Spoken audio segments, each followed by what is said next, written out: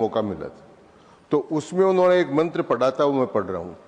ओम द्योः शांतिरंतरिक्ष शांति पृथ्वी शांति रापः शांति रोषधयः शांति वनस्पतयः शांति शांतिर्विश्वे देवाः शांतिर्ब्रह्म शांति सर्व शांति शांतिरेव शांति सामा शांतिरेधि।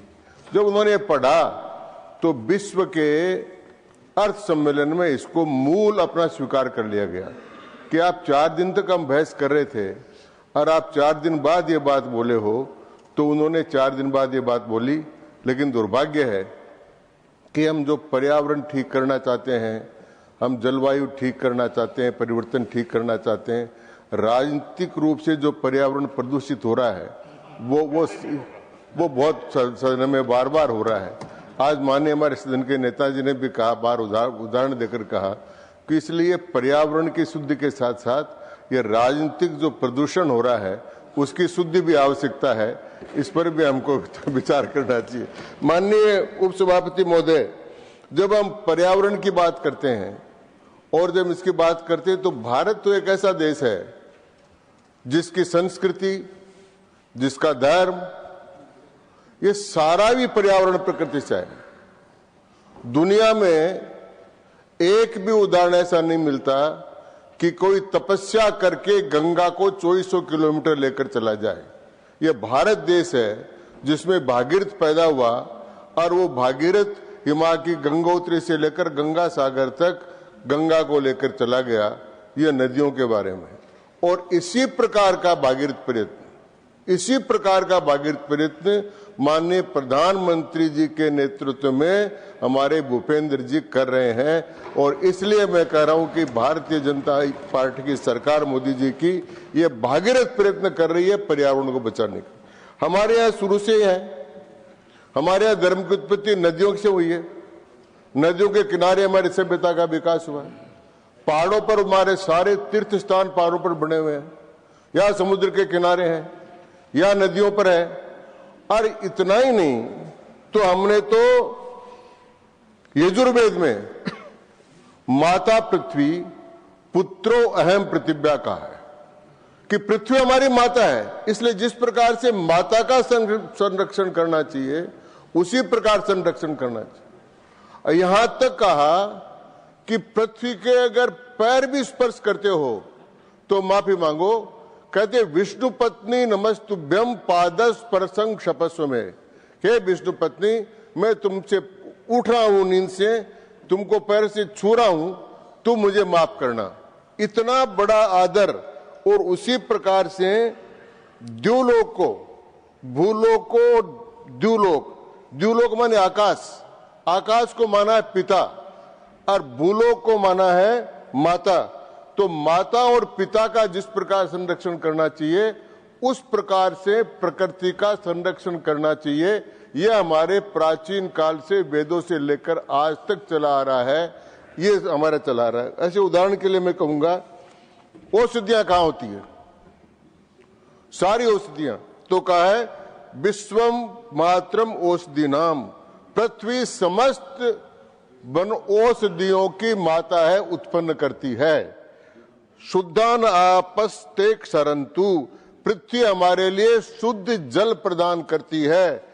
और इस प्रकार से हमको इस पर्यावरण को सुरक्षित करने का प्रयत्न करना चाहिए। ये हमारे धर्मशास्त्रों में, हमारी प्रकृति में। माननीय उपसभापति महोदय, हम प्रकृति पूजक तो हैं ही, साथ साथ पेड़, वनस्पति, इनके भी पूजक हैं। उदाहरण के लिए मैं एक उदाहरण देना चाहूंगा कि 5500 औषधियों का चरक ने अपने यहां वर्णन किया है, जो विश्व के प्रथम फिजिशियन थे। 5500 औषधियों का वर्णन किया। अब उनके गुण दोष लिखे हैं।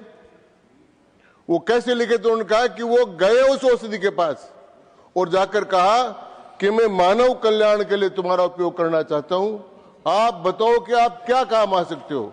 हे अश्वगंधा, आप बताओ कि आप क्या काम आओगे।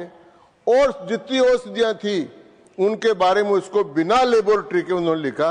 इसका मतलब आप समझिए कि वनस्पति से भी हमारा कितना बड़ा प्रेम रहा है। यह प्रेम तो रह ही रहा है। साथ साथ ही हमने एक काम और किया, हमने वृक्षों की भी पूजन शुरू की। हमारे यहाँ पीपल की पूजा, हमारे यहाँ बड़ की पूजा, हमारे यहाँ इनके नाम से तिथि तय कर दी साहब। आंवला नवमी, तुलसी के लिए कहा, अकाल मृत्यु हरणम, सर्वव्याधि विनाशनम, ऐसा करके इन सारी औषधियों का भी वर्णन किया।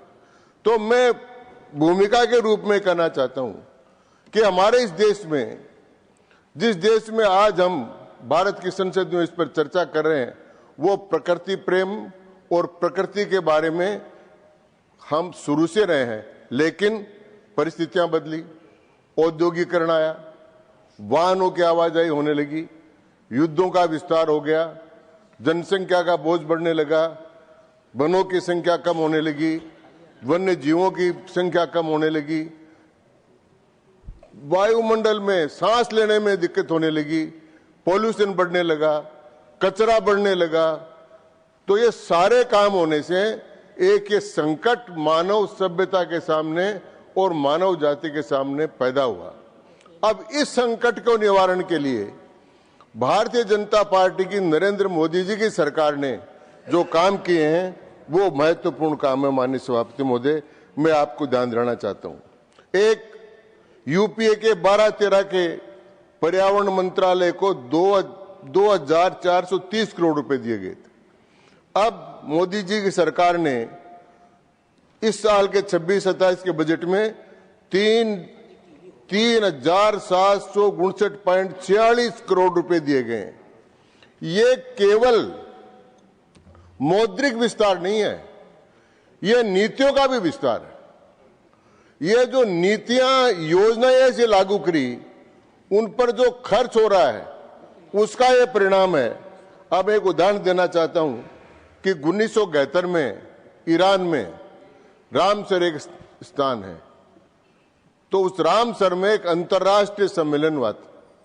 उसमें वेटलैंड के बारे में, आर्द्र भूमियों के बारे में एक समझौता किया गया था कि इनका विकास किया जाना चाहिए और इनको विकास करके ठीक किया जाना चाहिए। तो जब किया हुआ था 1982 में भारत ने इसको स्वीकार किया। 2014 में केवल भारत में 26 रामसर साइट्स थी। 26 ऐसी जगह थी जहां पर बाहर के पशु पक्षी आते थे, विदेशी बर्ड्स आती थी, वो आकर रहती थी और उनको सुरक्षा थी। भारत में इस प्रकार के बने हुए थे। लेकिन आज 2026 में 98 साइट्स हैं जहां पर उसमें रामसर वेटलैंड को विकसित किया गया है। सारी दुनिया भर के पक्षी आते हैं, बर्ड्स आती है, वहां पर रुकती है और ये पर्यावरण के लिए बहुत आवश्यक है। तो उसका विकास इस दृष्टि से किया गया। यह मोदी जी की सरकार ने किया, इसके लिए वो धन्यवाद के पात्र। वो यही नहीं किया, उन्होंने इंदौर और उदयपुर को विश्व में सबसे पहले इंदौर उदयपुर को रामसर वेटलैंड सिटी घोषित कर दिया, उदयपुर राजस्थान में और मध्य प्रदेश इंदौर में। इस प्रकार से यह वेटलैंड का काम किया। माननीय सभापति महोदय, वन आच्छादन और वनों का संरक्षण, इसका एक बहुत बड़ा काम। इस काम को करने के लिए 2023 में वन वृक्ष आच्छादन में वृद्धि हुई है और 2025 में मुझे कहते हुए खुशी है कि भारत 9वें स्थान पर है दुनिया में वनों के विकास में और तीसरे नंबर पर वार्षिक वृद्धि में हम हैं। तो यह मोदी जी के आने के बाद जो मौद्रिक के साथ साथ नीतिगत जो विस्तार हुआ है उसका परिणाम हुआ है कि हम यहां तक पहुंचे हैं। इसी प्रकार एक शहरों में फेफड़े, लंग्स, ऑक्सीजन लेने के लिए बहुत बड़ी समस्या पैदा हो गई। इस समस्या का समाधान करने के लिए भारत सरकार ने 654 करोड़ से 620 शहरी वन योजनाएं प्रारंभ की। ये शहरों के बीच में वन क्षेत्रों का विकास कर रहे हैं, एक फेफड़े लगा रहे हैं, लंग्स, ताकि सांस लेने में लोगों को आराम हो सके, इस प्रकार का विस्तार अच्छी, हमको जैसे जीने का अधिकार है, जैसे हमको मकान का अधिकार है, जैसे हमको खाने का अधिकार है, जैसे हमको कपड़े का अधिकार है, उसी प्रकार से स्वच्छ सांस लेने का भी अधिकार है। और वह स्वच्छ सांस मिले, इसके लिए शहरी वन विकास कार्यक्रम को माननीय मोदी जी के नेतृत्व में भारत सरकार ने प्रारंभ किया है और 620 बड़े शहरों में यह काम प्रारंभ हो गया। इसके लिए भारत सरकार बहुत बहुत धन्यवाद की पात्र है, मैं कहना चाहता हूं। माननीय उपसभापति महोदय, प्रदूषण की निगरानी ये एक बहुत बड़ा काम। हम बार बार दिल्ली के प्रदूषण के बारे में सुनते हैं और सबके बारे में सुनते हैं। तो इस समय 2025 तक प्रदूषण पर निगरानी रखने के लिए पहले की सरकार ने इसमें कोई काम नहीं किया, लेकिन भारत सरकार ने मोदी जी के नेतृत्व में और भूपेंद्र जी यादव के नेतृत्व में भी साथ साथ 1600 स्टेशन विकसित किए हैं। वो वायु प्रदूषण पर अपनी निगरानी रखते हैं। तो ये निगरानी रखने का काम भारत सरकार ने शुरू किया और इसका परिणाम आया कि 103 शहरों में PM10 जो होता है उसमें कमी हुई और 25 शहरों में 40% तक की गिरावट आई। और मुझे ये कहते हुए प्रसन्नता है कि इस काम के लिए, प्रदूषण निगरानी के लिए 26-27 के बजट में 1091 करोड़ रुपए का प्रस्ताव भारत सरकार ने प्रावधान किया है, ताकि स्वच्छ सांस शहरों में लोगों को मिल सके पर्यावरण के लिए। इसके लिए भी सरकार धन्यवाद की पात्र है। माननीय उपसभापति महोदय, इसके साथ साथ ये परवरिश 2 एक कार्यक्रम शुरू किया गया है, जिसमें एकीकृत क्लियरेंस, पर्यावरण परीक्षा और रियल टाइम ट्रैकिंग का काम होता है। इसमें सारे जो काम है, NOC के बारे में, लाइसेंस के बारे में, औद्योगिक नीति के बारे में, एक जगह जाने पर यह सारा काम होगा। और इस प्रकार इस काम को भी बहुत अच्छी तरह से किया गया है। माननीय उपसभापति महोदय, एक बहुत बड़ी समस्या रहती थी वन क्षेत्र में।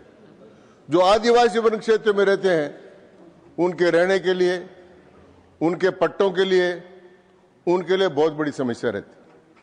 तो उसको दूर करने के लिए FRA में 25 लाख दावे आए और यूपीए की सरकार ने 50 लाख दावों में से 25 लाख पट्टे दिए। और इस प्रकार आदिवासियों को, जिन्होंने पूरी पीढ़ियों से वनों का संरक्षण किया है, वनों में रहने का पैतृक अधिकार भारत सरकार ने प्रदान किया है। इसके लिए मैं सरकार धन्यवाद की पात्र है। और यूपीए से 60% अधिक ये काम भारत सरकार ने किया है, उसके लिए भी भारत सरकार धन्यवाद की पात्र है। माननीय सभापति महोदय, एक कहना और एक अभियान चलाना, दोनों में बड़ा फर्क। वृक्षारोपण का कई बार अभियान चलाए गए, लेकिन नतीजा कुछ नहीं आया। माननीय प्रधानमंत्री मोदी जी ने एक भावनात्मक अपील की, मां के नाम एक पेड़, अपनी मां के नाम एक पेड़, मां के नाम, ये लगाने का अभियान शुरू किया। अपनी मां तो सबको ही प्रिय, और एक मां को श्रद्धांजलि देने के लिए या मां के प्रति भाव व्यक्त करने के लिए अगर एक पेड़ लगाते हैं तो उससे बड़ा कोई काम नहीं हो सकता। वो अभियान बन गया क्योंकि मोदी जी ने इसको भावनात्मक रूप से चलाया। और मैं कहते हुए मुझे प्रसन्नता है कि 262.4 करोड़ पौधे इसमें लगाए गए, आज तक लगाए, मां के नाम एक पेड़ के नाम से। ये आज तक का सबसे बड़ा अभियान है जो वृक्षारोपण में आम आदमी जिसमें जुड़ गया। ये सबसे बढ़िया अभियान उन्होंने किया। और इसमें मिशन लाइफ 6 करोड़ लोग इसमें प्रतिभागी के रूप में भाग आए। अब दूसरा जो सबसे बढ़िया पर्यावरण को खराब करने का काम था, कचरे का प्रबंधन। ये कचरा जो है ना, सब क्षेत्रों में बढ़ता जा रहा है। इस कचरे का प्रबंधन करना ही पड़ेगा। तो ये पहले शहरों में जो कचरा बिखरा हुआ उसका, फिर ये भ्रष्टाचार रूपी कचरा उसका, फिर जो राजनीति में कचरा उसका। ये कचरा प्रबंधन में मोदी जी बहुत होशियार है, बहुत तरकीब से काम करते, जहां जहां कचरा होता है वही प्रबंधन कर देते। तो ये प्रबंधन तो हमारे कचरे का चालू है, तो कई जगह हो रहा है साहब, अब आने वाले समय में हो जाएगा। देखिए सब साफ है। तो वो कचरा प्रबंधन है, उठता नहीं, प्रबंधन कर दिया है। तो प्रबंधन हो रहा है। 372.11 लाख टन कचरे का पुनर्चक्रण किया गया, रिसाइकलिंग किया गया, और रिसाइकलिंग कर उसको काम में, वेस्ट को वेल्थ में बदल दिया गया। यह पर्यावरण सुधार के लिए बहुत बड़ा काम किया गया है। इसी प्रकार आगे चलें तो बायो ई नीति थी, 300 अरब डॉलर का जैव अर्थव्यवस्था 2030 तक हो जाए, इस प्रकार की भारत सरकार ने इस प्रकार की व्यवस्था की है। इसके लिए भी मैं भूपेंद्र जी यादव को बहुत बहुत धन्यवाद देना चाहता हूं। ये भी कचरा प्रबंधन में बहुत होशियार है। मैंने देखा उनको, बहुत शांत चित्त से रहते हैं, धीरे धीरे बोलते हैं, लेकिन गहरी बात बोलते हैं। सत सैया के दोहरा जो नावक के तीर, देखने में छोटे लगे घाव करे गंभीर। ये भी गंभीर घाव करते हैं। तो इन्होंने इस कचरे का ठीक से प्रबंधन किया है। ये कैंपा योजना के अंतर्गत 47,000 करोड़ रुपए भारत सरकार को जारी किए हैं। भारत सरकार ने राज्यों को जारी किए, जो पहले ऐसे पड़े कचरे के रूप में पड़े रहते थे। मैं ना कचरा प्रबंधन में भी होशियार है। तो ये रुपए एक साथ वहां पड़े हुए थे, कोई दे नहीं रहा था, तो इन भारत सरकार ने राज्यों को ये रुपए उपलब्ध कराए हैं। फिर कौन आया, देखो कौन आया, कौन आया, शेर आया, शेर आया, ये नारे मोदी जी के लिए लगते हैं, बहुत बार लगते हैं, देखो देखो कौन आया। तो इस प्रकार से बाघ संरक्षण का, टाइगर्स का संरक्षण करने का काम भारत सरकार ने किया। अभी 2010 में 1,706 बाघ थे, 2022 में बढ़कर 3,682 हो गए, और विश्व के 75% बाघ आज भारत में रह रहे हैं। अब लोग करें भारत आगे बढ़ रहा है एकदम, तो भारत शेर ही बढ़ रहे हैं भारत में, तो भारत तो शेर की तरह से आगे बढ़ेगा। तो मोदी जी के नेतृत्व में भारत शेरों को भी बढ़ा रहा है और शेर को भी बढ़ा रहा है, तो भारत के शेर भी आगे बढ़ते जा रहे हैं। इसके अलावा इस काम के लिए पंचामृत प्रतिज्ञा मोदी जी ने कराई। उन पंचामृत प्रतिज्ञा के अंतर्गत 2030 तक 500 गीगावाट गैर जीवाश्म ऊर्जा, 50% नवीकरणीय ऊर्जा, 1 अरब टन उत्सर्जन कटौती, 45% कार्बन तीव्रता में कमी, और 2070 तक नेट जीरो, 2025 तक 50% गैर जीवाश्म का लक्ष्य हासिल कर लिया गया है। तो माननीय सभापति महोदय, ये बहुत बड़ा काम, ये जो वाहनों से और इनसे जो उत्सर्जन होता है उसको रोकने का काम ये किया गया है, और 2025 तक 50% लक्ष्य हमने हासिल कर लिया। ये बहुत बड़ा काम।